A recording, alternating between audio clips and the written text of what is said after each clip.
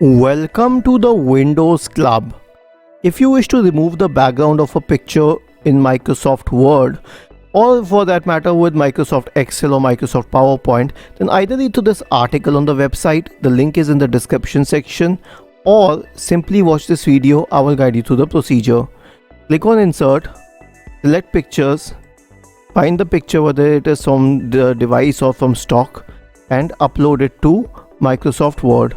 Then click on the picture once to make sure that it's highlighted.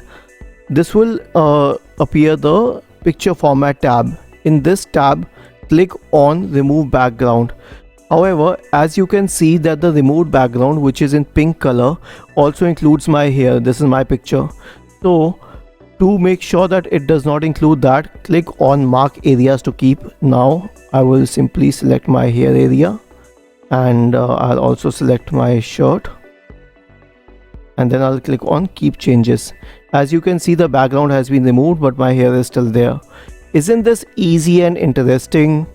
If you have any doubts, please go to the original article on the Windows Club, scroll down to the comment section and write your query. We will surely answer to it. Do not forget to subscribe to the channel.